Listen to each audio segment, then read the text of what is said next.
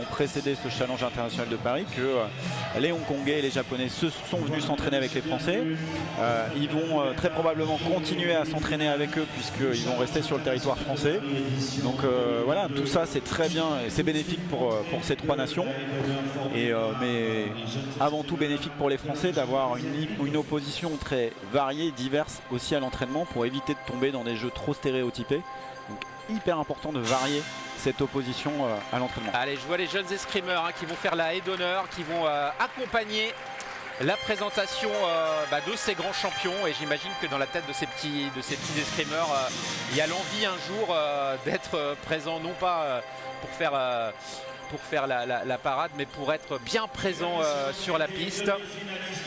Et les voici enfin nos champions, nos demi-finalistes de ce prestigieux tournoi, avec à commencer par l'Italien Edoardo Luperi, qui a éliminé justement au tour précédent en quart de finale donc Alexandre Sido au terme d'un très beau match. Et Edoardo Luperi sera opposé face à un jeune américain, Chase Hammer, 17 ans seulement, Brice.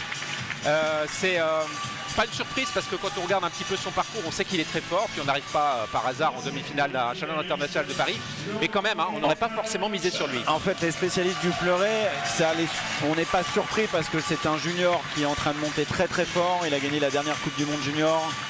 Il fait des choses impressionnantes, mais quand on regarde sur le papier son classement en senior au ranking mondial, il est 380e quelque chose, donc voilà, il est très loin. Ouais. Et donc une première demi-finale effectivement avec Luperi qui est aussi loin dans le classement, 58e, mais attention, c'est un tireur qui a déjà gagné des épreuves de Coupe du Monde, qui était moins bon ces deux dernières saisons, mais voilà, qui fait un beau comeback. Et puis la deuxième demi-finale, attention, là ça va envoyer on a le champion olympique, Kalong Chung, et face à Alessio Focconi, très spectaculaire, l'Italien, dangereux. Il en a éliminé des Français durant ce challenge international de Paris. Focconi, c'est le numéro 1 mondial, donc voilà. Ouais, le numéro 1 mondial face au champion olympique, c'est une belle affiche. Ça promet, en tout cas, ça promet un bel assaut avec une opposition de style. Je regarde, on a un gaucher, on a deux gauchers et deux droitiers. Voilà, c'est équilibré. Vous savez que dans les sports d'opposition, on retrouve souvent dans les phases finales des gauchers, tout simplement parce que lorsque vous êtes dans un sport d'opposition, vous avez plus l'habitude de rencontrer des droitiers. Et tirer un gaucher, c'est un peu différent. Les présentations également des arbitres qui vont officier. Je rappelle que la vidéo arbitrage est présente en escrime depuis de nombreuses années. Ça a été un sport précurseur d'ailleurs dans le domaine. Et donc il y a un arbitre de piste et qui est assisté par un arbitre vidéo. Les escrimeurs ont le droit à demander à deux reprises de revisionner leur vidéo.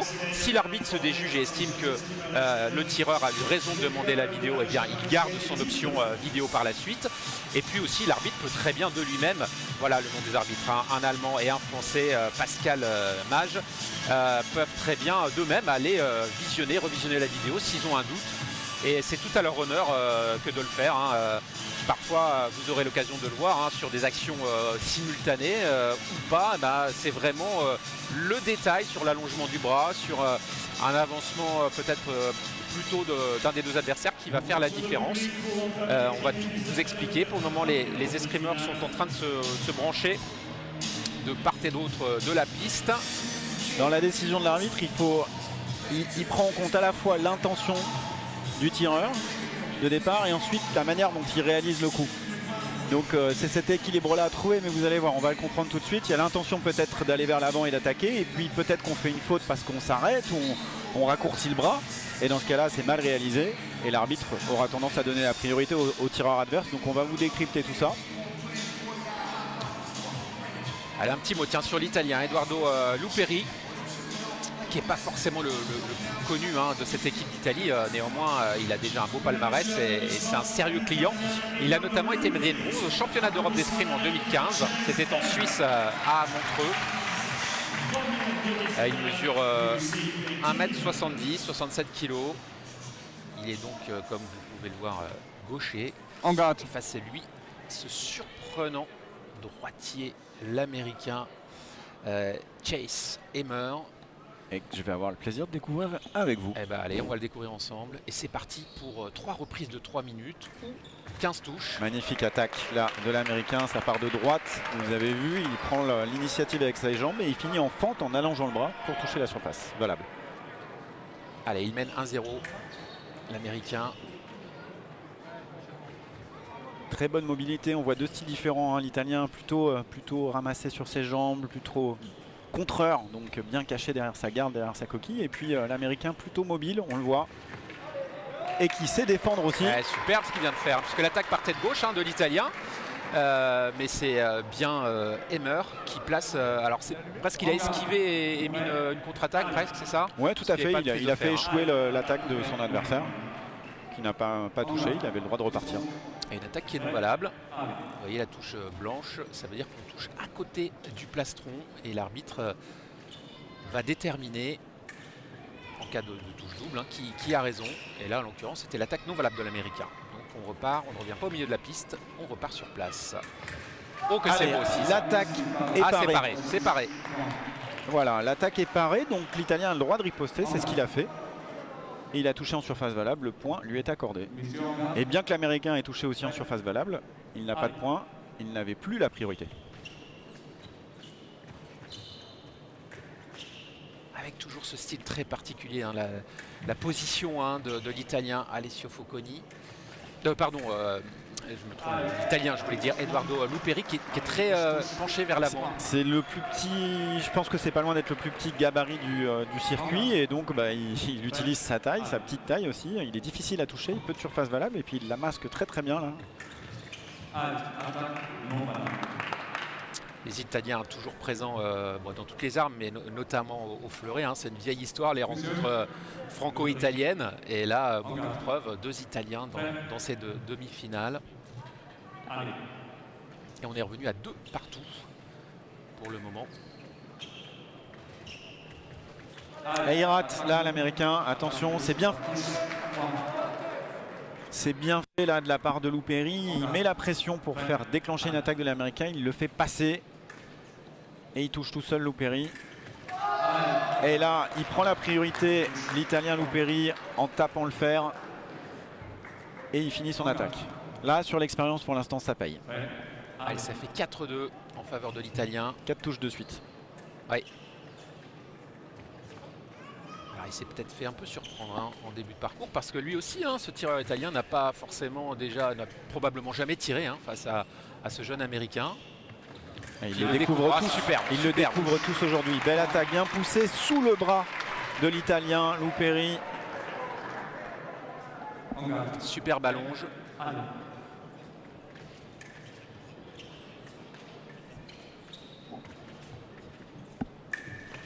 Attaque non.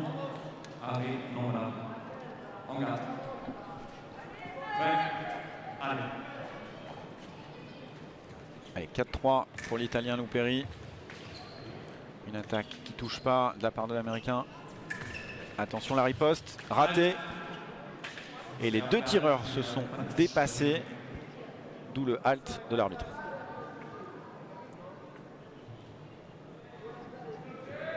En garde. Allez.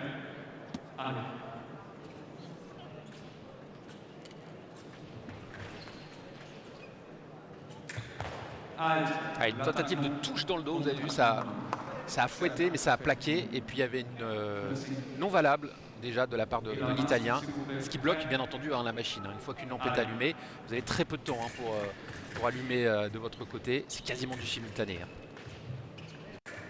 Voilà, le score est revenu.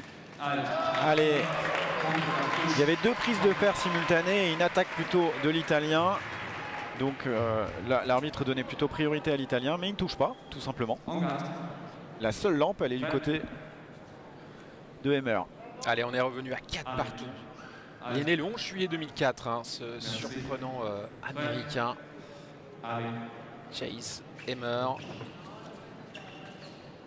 Face à lui, l'Italien. Allez, la prise de fer, elle est du côté de Emmer. Moi, je le vois comme ça aussi. Luperi n'est pas d'accord. Il demande du coup à l'arbitre d'aller. Voyez, on voit le ralenti, Brice. difficile de juger sur cette action, mais je pense que l'arbitre a effectivement raison. Après, c'est vraiment de l'ordre de la sensation. Hein. Parfois, on pense avoir pris le fer.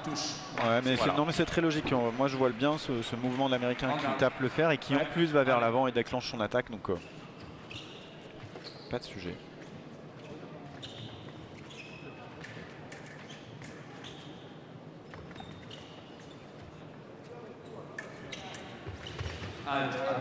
L'attaque est non valable. Hein. Clairement, vous l'avez vu, ça partait du côté italien et ça touche non valable. Pas de discussion possible.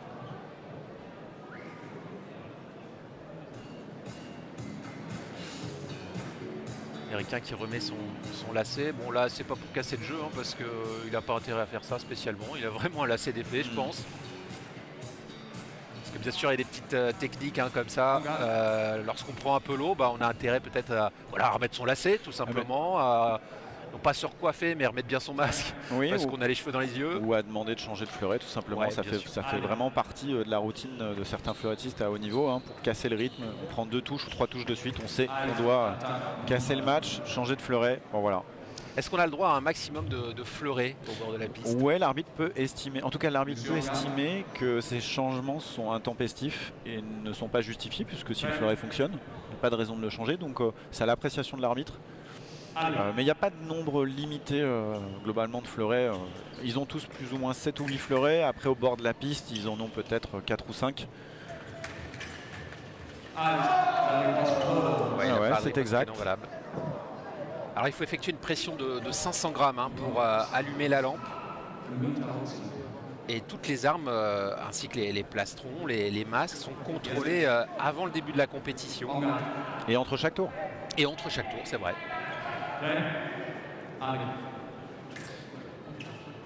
Allez, il reste 27 secondes dans cette première reprise, ce premier tiers-temps. Italien qui demande à vérifier son arme, en tout cas plutôt le plastron de son adversaire. Ça allume, il n'y a pas de souci.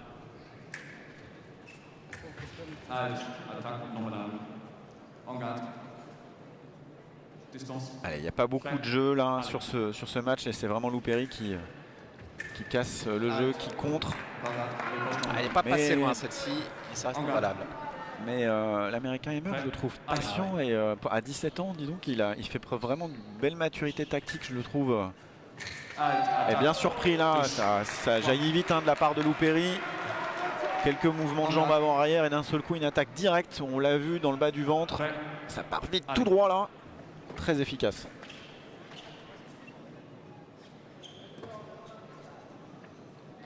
Allez, on va sûrement rester là hein, pour cette première reprise.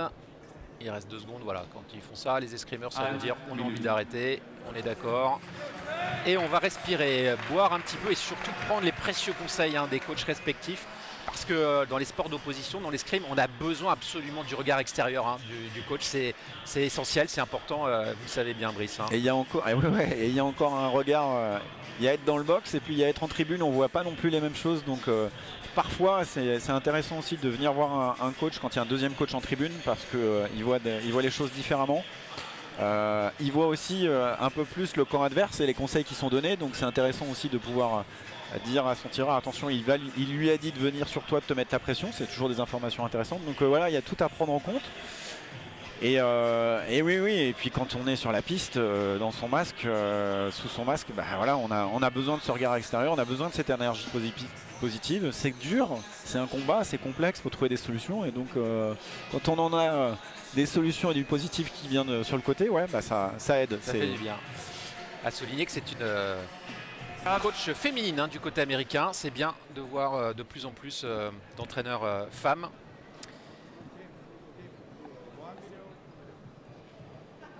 Et on va repartir pour donc 3 minutes. Nous sommes toujours à 5-5. Pour le moment, difficile hein, de faire un pronostic. C'est vrai que ce qui est épatant, c'est la maturité hein, de ce jeune garçon de 17 ans. Pourquoi on dit ça? Tout simplement parce qu'à 17 ans en escrime, on a plutôt tendance à peut-être attaquer un peu trop, aller un peu trop vite. Là, on sent qu'il y a de la patience, surtout face à un Italien qui peut faire craquer un peu son adversaire, hein, qui peut le provoquer. Parce que c'est tout à fait le jeu de ce fleurettiste. Voilà, il y a eu Ouais, bien la remisé. remise, superbe. Riposte non. Il était pris, hein, l'Américain, en parade, et tout de suite, il est monté sur son adversaire en pratiquant là. Vous voyez, la parade, tout de suite la remise, et il monte Prêt. pour casser Allez. la distance et éviter la riposte de l'Italien. En tout cas, il y a eu une consigne de donner côté américain, c'est ne rentre pas dans son rythme et ses petits pas. Toi, fais ton jeu, l'attaque elle est de gauche. C'est l'Italien Louperi qui part en premier et malheureusement, Emmer exécute une contre-attaque. Prêt. Allez. Voilà, on voit que c'est Louperi qui repart en premier. Mais en tout cas, on voit que Emmer essaye de mettre du rythme quand même sur les jambes avec des petits bonds avant-arrière pour garder voilà, sa dynamique et son rythme et pas rester dans les tout petits pas, le rythme un peu lent de Louperi. Parce que Louperi, c'est lent mais ça finit vite. C'est ça. Parade. C'est ça aussi un des secrets de l'escrime, c'est de réussir à imposer son rythme et de ne pas tomber dans celui de l'adversaire. Je pense que c'est effectivement essentiel. Nous sommes toujours à 6 partout. Monsieur, masque. Et la difficulté, c'est qu'à chaque touche, il faut redécider quelque chose, reprendre une décision. Et il faut être créatif, il faut varier, alterner. Donc c'est là aussi où la fatigue, la lucidité, ça joue. Et 15 touches, c'est long.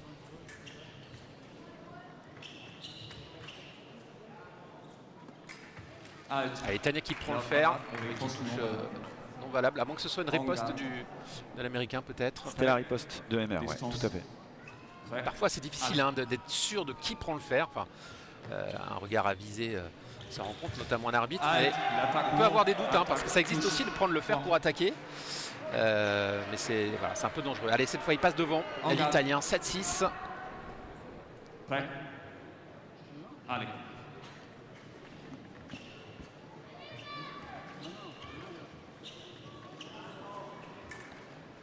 Allez, l'attaque qui ne bouge pas. Ça a plaqué, hein. Vous avez entendu le petit bruit peut-être. C'est pas la pointe qui s'est placée sur la cuirasse, mais le bout de la lame, on va dire.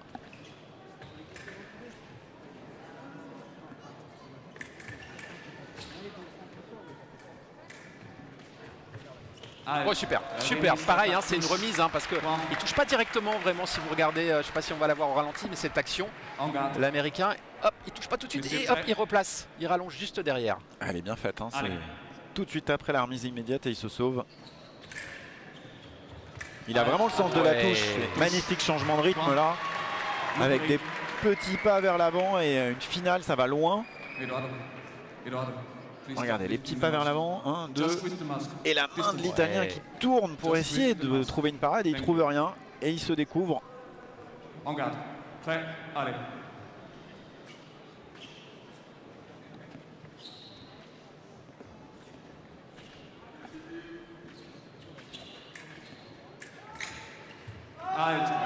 Allez, cette fois c'est l'Italien qui a repris l'initiative et il est le seul de toute façon allumé.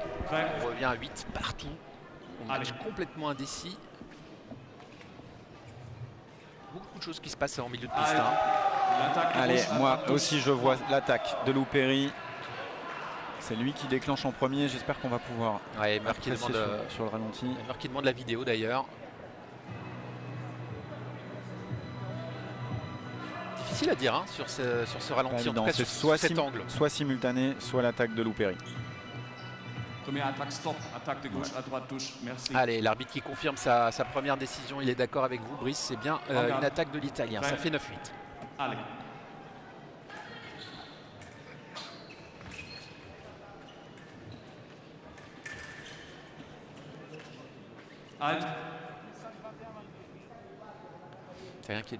L'Américain qui demande à redresser sa lame. En garde. Ouais, la courbure de la lame doit toujours être dans le même sens. La pointe ne peut pas se relever vers le ciel. En garde. En tout cas, sinon c'est pénalisant pour le tireur.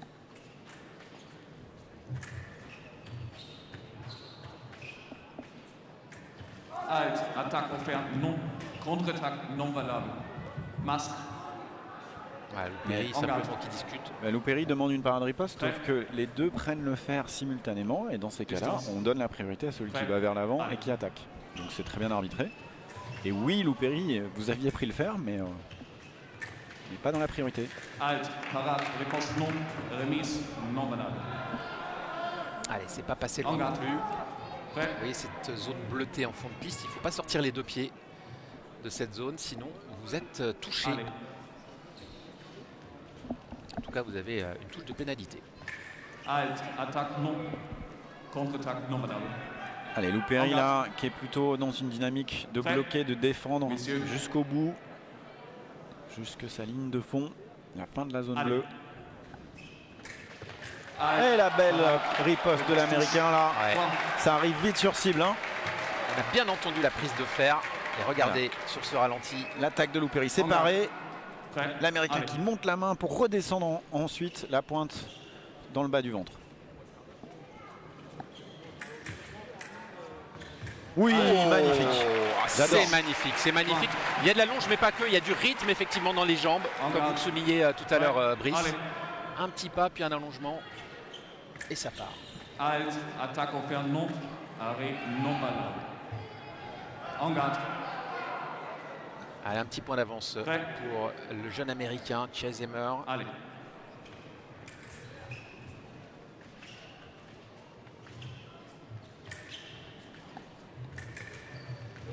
Halt. En dehors, mètre devant, s'il vous plaît. Allez, une sortie de piste latérale Loupéry. pour l'Italien. Du coup, il doit reculer d'1 mètre. Et il est sanctionné d'un carton jaune Engage. parce que l'arbitre estime qu'il parle trop en enlevant son masque et qu'on n'est pas censé enlever son masque automatiquement à la fin de chaque touche. Donc il lui a dit stop. Allez. Prochain carton, ce sera un carton Allez. rouge, ou ce Allez. serait plutôt un carton Voilà. rouge et un point de pénalité. Donc c'est vrai que c'est assez efficace, un carton Engage. jaune Prêt. en escrime. Allez. Une fois que vous l'avez, vous avez un petit peu intérêt à vous tenir à carreau. On peut avoir aussi des cartons jaunes pour protection. Oh, superbe, superbe à nouveau. L'action de l'Américain. En garde. Parade riposte en milieu de piste. Il est venu intercepter le fer Ouais. et Allez. il n'a pas traîné pour riposter, ça c'est sûr. Très très bon sur la touche, je trouve. Emmer là, il rate peu, il fait peu de non valables. Halt, attaque Allez, offerte, l'attaque merci. là, Loupéry qui se laisse plus faire. Il faut aller les chercher effectivement. En garde. Il reste 18 secondes dans cette deuxième reprise, à mon Prêt. avis. Allez. On va avoir le droit à une troisième manche. Allez. Oui, encore une fois, celle-là elle fait mal. Hein. Point. 3 ou 4 fois depuis Ouais. le début du match. Ouais, et il les place On bien garde. celle-ci. Chase Emmer. 2 pointes. Prêt. Allez. Et il la voit pas arriver Loupéry et du coup il est en retard sur les jambes. Et... Halt, Ouais, attaque magnifique offerte. attaque en flèche de Loupéry. Il s'est appuyé sur le fer et il a été tout droit en coup lancé En garde. dans la carte de son adversaire. La carte du coup c'est la surface ventrale. Allez. Halt. C'est vrai que l'Italien maintenant il faut qu'il change un petit peu lui-même de rythme. Hein. Monsieur, pas de ligne. Merci. Prêt. Et Allez. on va peut-être le voir davantage partir en flèche. En tout cas, ce sera pour un petit peu plus tard. Là, on va repartir pour une minute d'échange avec les Halt, coachs. minute.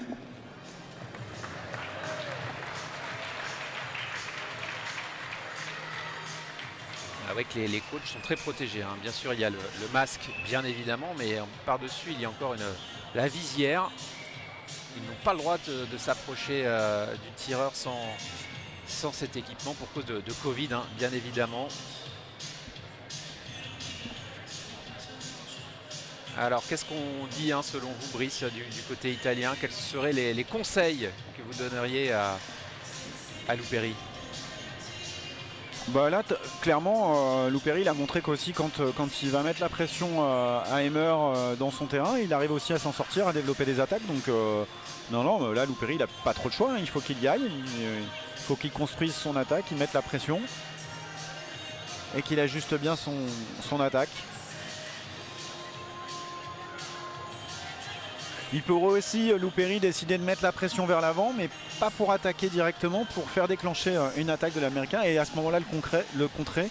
Donc ça c'est plus ce qu'on appelle de la seconde intention. Je fais semblant de t'attaquer pour te faire réagir, te faire partir et je te contre. Mais en Ça tout cas aussi, c'est sûr que ouais. Loupéry peut plus attendre. Ah oui, là, maintenant, il faut qu'il prenne un peu de risque, peut-être. C'est un jeu d'échecs, hein, aussi, l'escrime. Hein. C'est aussi faire croire qu'on va faire une action pour provoquer une réaction de son adversaire. Et changer d'intention. Loupéry, voilà, qui demande à ce qu'on arrête des petits jeux lumineux, c'est normal. Voilà, ça y est, c'est redevenu normal. On peut tirer.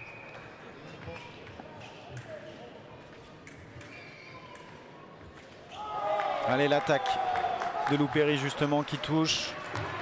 Et qui revient 12 partout. Et Emmer là qui s'il reste enfermé dans le milieu de piste, il va en prendre des touches. Mais là c'est pour moi c'est l'Américain Emmer qui lance son attaque. Et évidemment Loupéry n'est pas d'accord avec ça. On va Allez, voir le au ralenti. ralenti.